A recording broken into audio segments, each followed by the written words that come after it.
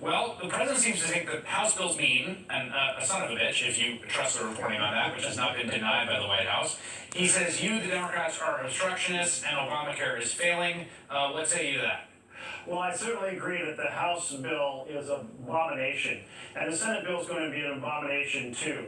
It's going to do more slowly the same bad deed to American workers and struggling American families as the House. Can I stop you right there? When you say that, is this based on published reports? Because there are some published reports of extending the horizon for Medicaid expansion.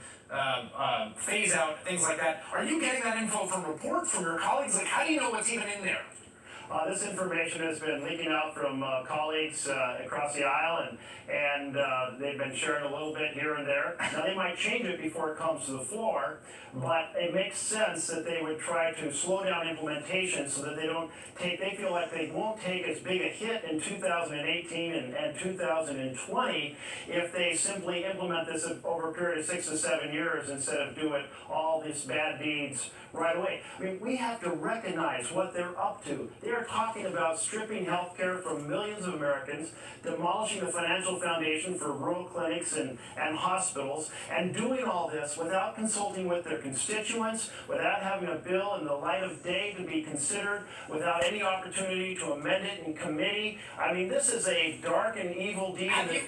Have you seen a process like this before in the time you've been in the Senate? No, not at all. Consider what happened when we were considering health care 8 years ago. We adopted 150 Republican amendments just in the Health Committee, another group of amendments from Republicans in the Finance Committee. It had the second longest debate in finance ever, the longest ever in the Health Committee. It was before the public for about a year. I mean, this is completely different. This is the secret 13.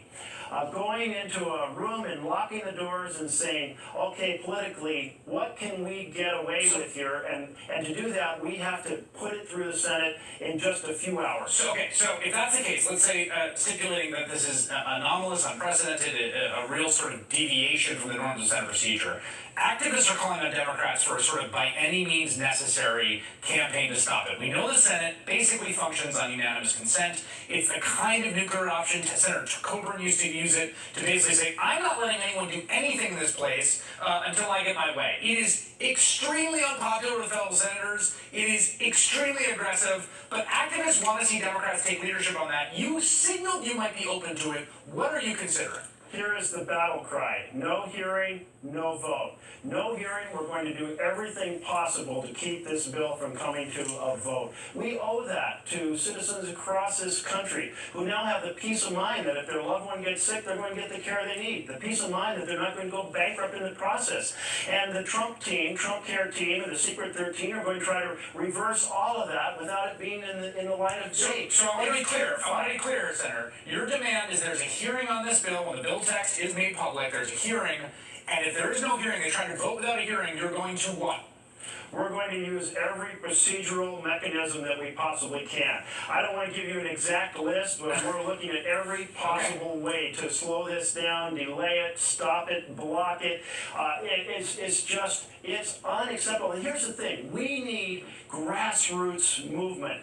They're doing this in the middle of summer. They're doing this when Russia's in the headlines, and they're doing it deliberately, trying to sneak it through. And so we need everyone to wake up, America. What's about to happen is totally unacceptable. We need activists to fill the phone lines and overflow the emails and fill the streets in front of the offices back home for these senators.